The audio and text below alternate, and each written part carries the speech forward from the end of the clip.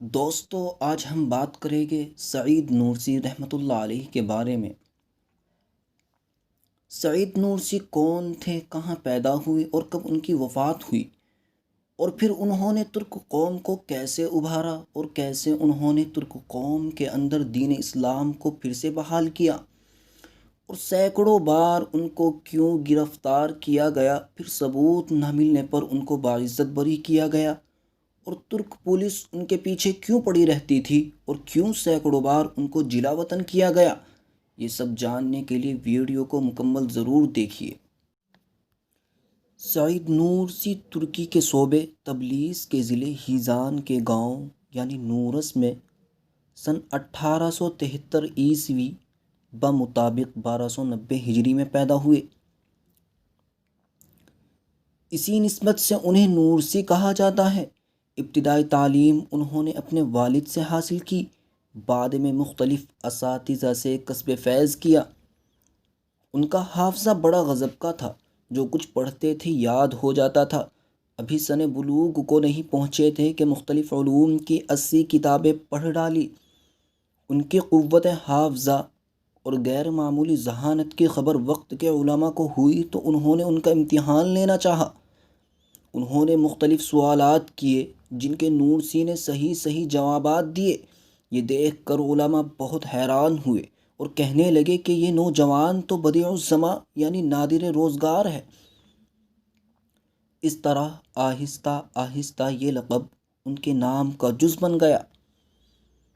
شیخ نورسی نے دینی تعلیم عام کرنے کی غرض سے مصر کی جامعۃ الازہر کی طرز پر جامعۃ الزہرا قائم کرنے کا منصوبہ بنایا۔ اس منصوبے پر سن 1951 عیسوی میں اس وقت عمل ہو سکا جب ترکی کے وزیر اعظم عدنان مندریس کی جانب سے ان کو مالی امداد فراہم کی گئی۔ اس جامعے میں عربی، ترکی اور کردی تینوں زبانوں کی تعلیم دی جاتی تھی، البتہ سب سے زیادہ زور عربی زبان پر دیا جاتا تھا، اور روایتی علوم کی ساتھ جدید علوم کو بھی شامل نصاب کیا گیا تھا۔ نوجوانوں کی انجمن۔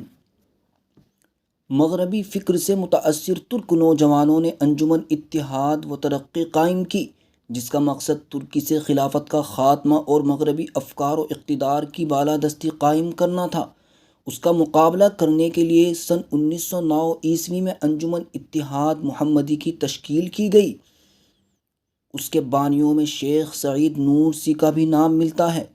اس انجمن کا مقصد اسلام کی بنیاد پر خلافت کی تشکیل نو کرنا اور اتحاد اسلامی کو فروغ دینا تھا۔ اس انجمن کی تشکیل کے کچھ ہی عرصے بعد بغاوت پھوٹ پڑی، جس میں انجمن کے متعدد افراد سمیت سعید نورسی بھی ماخوذ ہوئے۔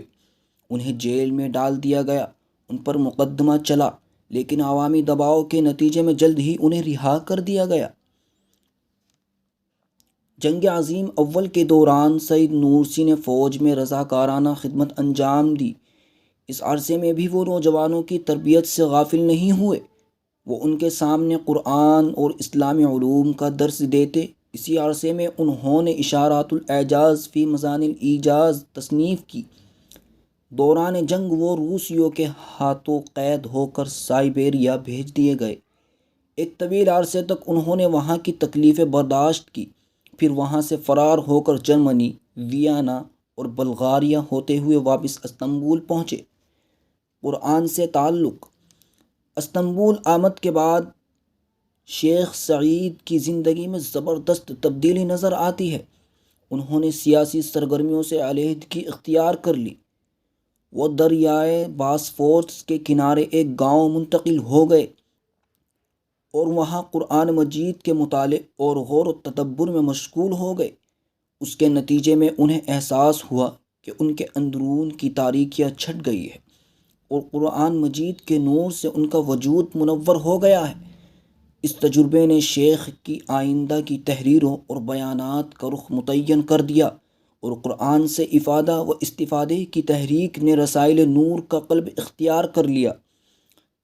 مصطفیٰ کمال پاشا نے ترکی فوج کو منظم کر کے بیرونی طاقتوں کے حملے کو پسپا کر دیا تھا اور ترکی قوم کے اندر بیداری اور خود اعتمادی کی روح پھونک دی تھی۔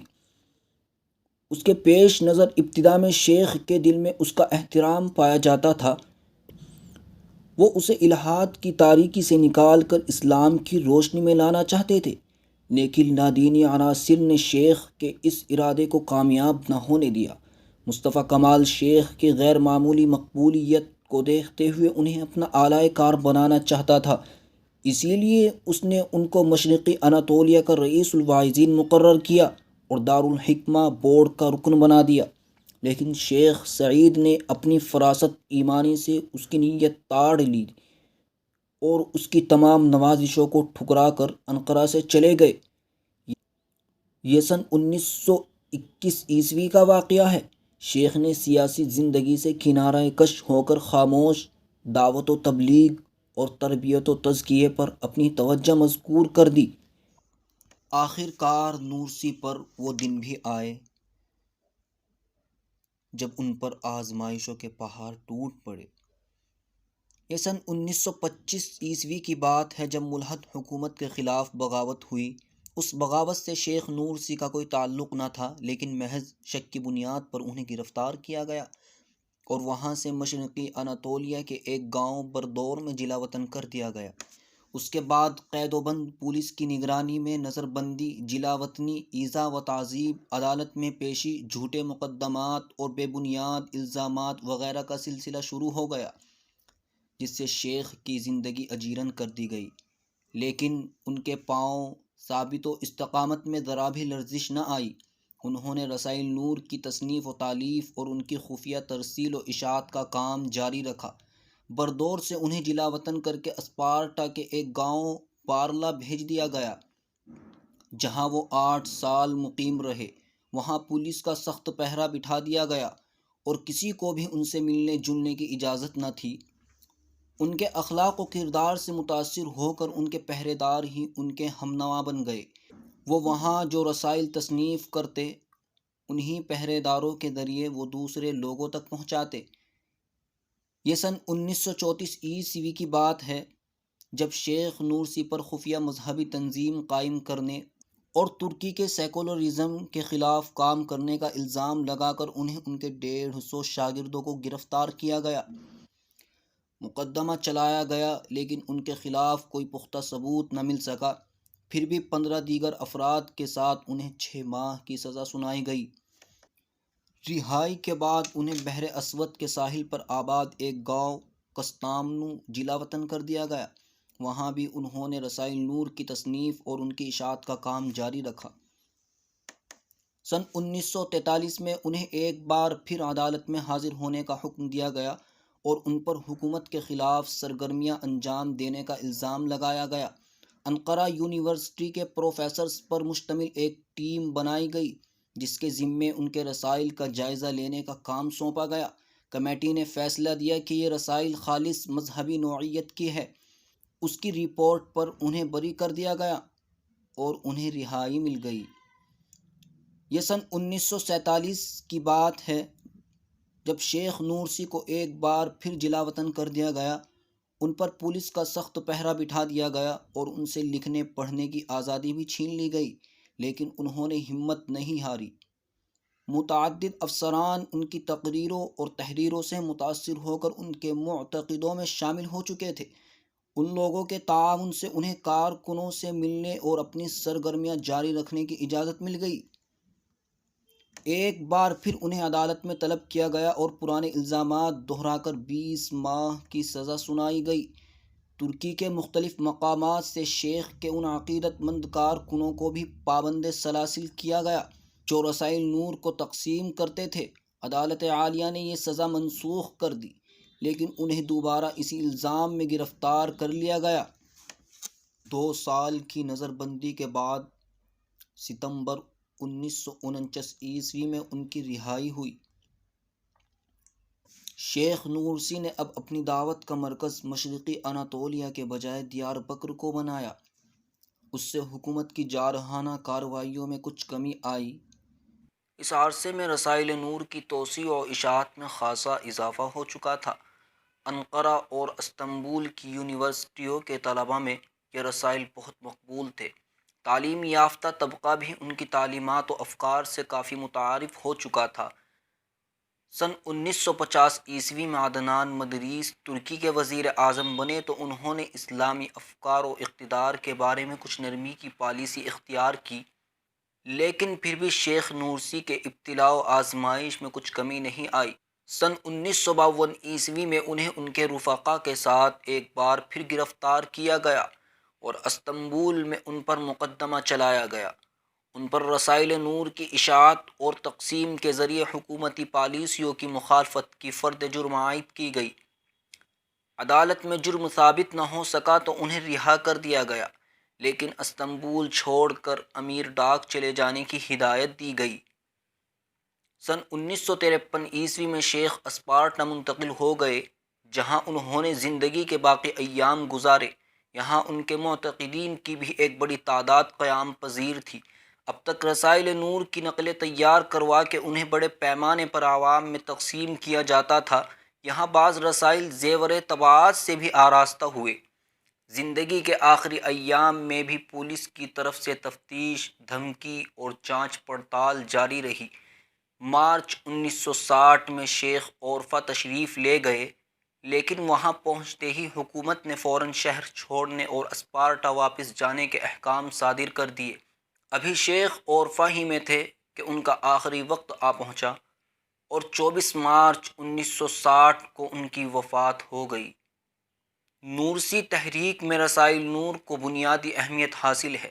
شیخ نے چھوٹے بڑے 130 رسائل تصنیف کیے ہیں۔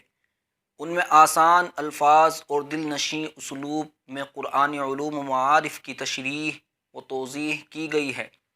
انہوں نے قرآن مجید کی مکمل تفسیر لکھنے کے بجائے دینی اقتدار و مفاہیم کو قرآنی آیات کی روشنی میں بیان کیا اور اعجاز قرآن کے مختلف پہلوؤں پر روشنی ڈالی۔ ان رسائل میں ترکی کے سیکولر معاشرے پر تنقید کی گئی ہے اور اصلاح حال کی ترغیب دی گئی ہے۔ ان رسائل کا مقصد تصنیف یہ تھا کہ عوام کو غلط راہوں پر چلنے سے روکا جائے اور ان کے لیے صحیح سمت سفر کی نشاندہی کی جائے، تاکہ وہ صحیح اور غلط کے درمیان تمیز کر سکے اور اللہ تعالیٰ کی مرضی کے مطابق زندگی گزار سکے۔ بعض رسائل نور میں سائنسی ایجادات اور صنعتی ترقیات سے متعلق قرآن مجید کی پیشن گوئیوں اور معجزات کا تذکرہ کیا گیا ہے۔ اس طرح شیخ نے اس پہلو کی جانب توجہ دلانا چاہا تھا کہ دور جدید کی ترقیات کے سلسلے میں قرآن مجید سے رہنمائی حاصل کی جا سکتی ہے۔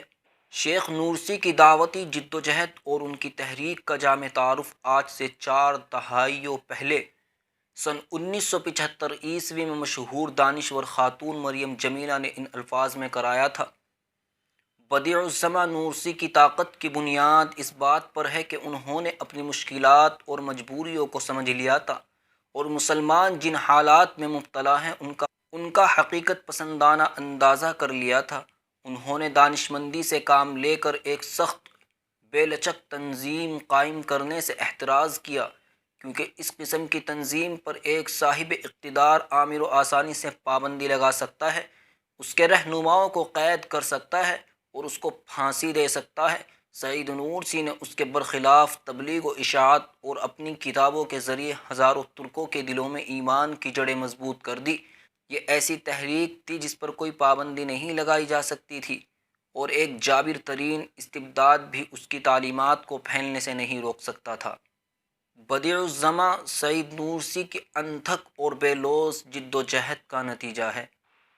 سعید نورسی کی زندگی مثالی زندگی تھی۔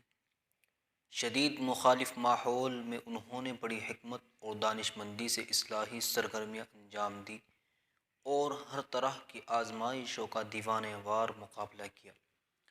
ان کی خاموش دعوت و تبلیغ کے ترک معاشرے پر گہرے اثرات مرتب ہوئے۔ ان کی جد و جہد ترکی کی جدید تاریخ کا روشن باب ہے۔ اللہ کا شکر ہے کہ ان کی کوششیں ثمربار ہو رہی ہے اور ترکی کی پیش رفت آہستہ آہستہ پھر اسلام کی جانب ہو رہی ہے۔ ویڈیو اچھی لگے تو کومنٹ سیکشن میں رائے ضرور دیجیے گا۔